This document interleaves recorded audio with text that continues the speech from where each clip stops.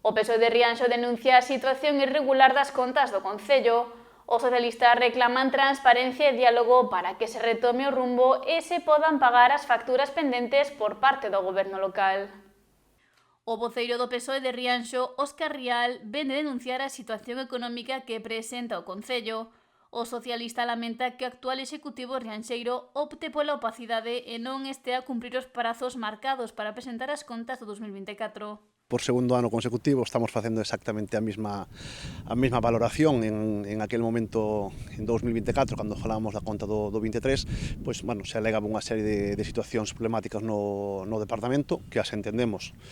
Evidentemente non as podemos compartir porque entendo que a función municipal pois, sea darlle solución a ese tipo de cuestións e vemos que na conta de 2024, agora xa en outubro de 2025, pois é exactamente a mesma, co cual, bueno, pues nos demostra un poquinho esa falta de interés que ten o alcalde de Rianxo en que ese rigor orzamentario, ese rigor presupuestario, pues se manifeste e vemos que o que pretende facer é totalmente o contrario, é falta de transparencia e un poquinho de opacidade. Xa que na actualidade o Grupo Socialista non coñece a realidade das contas ou non será atendidas as súas peticións para poder ver os datos. Non temos información, de feito presentamos unha queixa á Valedora do Pobo porque levamos un ano sin respostas, as preguntas que lle facemos en pleno non se responden e as preguntas que lle facemos por registro pois tampouco se responden.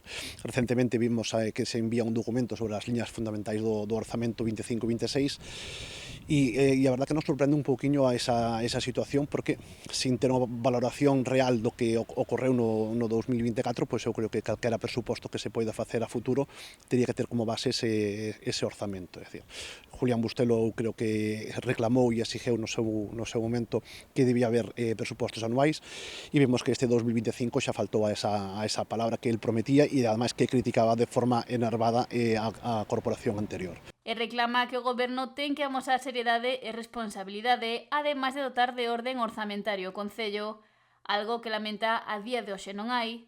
Ao non contar coa aprobación das contas de 2024 en tempo e forma, o Concello podería perder subvencións e fondos doutras administracións. Eso xa nos pasou en 2025, hai unha serie de plazos que hai que cumprir, márcase como 31 de marzo do ano seguinte para aprobar a conta. Eu creo que todo o mundo son comprensible que poida haber situacións ao largo do ano que, bueno, que che poidan retrasar un poquinho esa presentación.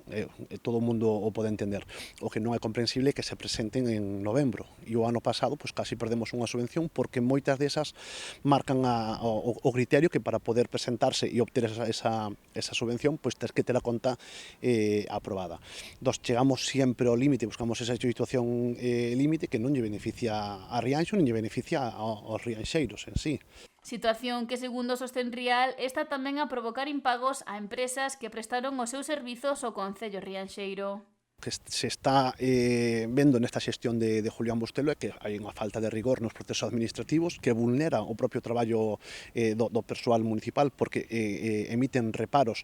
É dicir, estánlle dicindo ao alcalde de Rianxo que eses procesos administrativos non son os correctos e o Concello, o alcalde en este caso, pois asume esa responsabilidade que entendemos que non ten que ser así. E aparte depois repercute de forma negativa pois nas propias empresas de Rianxo que levan máis de un ano sin cobrar. Por iso eu creo que temos que poñer o foco da atención neste tipo de situacións, correxilo canto antes, porque é inasumible para calquera empresa estar un ano sen cobrar. E iso derívase desa parte que dixemos anteriormente, é dicir, o alcalde está levantando reparos de forma continua a informes de intervención. Xa que Rial apunta que isto repercute de forma negativa nos pagos e na propia función administrativa e funcionamento interno do Concello, e achega posibles solucións para esta problemática. O primeiro que temos que intentar buscar é darlle orden ás contas municipais, realmente estruturar os gastos e ser riguroso no cumprimento do orzamento. É dicir, non podemos mandar unha mensaxe vacía dicindo que temos rigor orzamentario e en cambio depois na ejecución e na evolución do propio orzamento pois vemos que non se cumpre.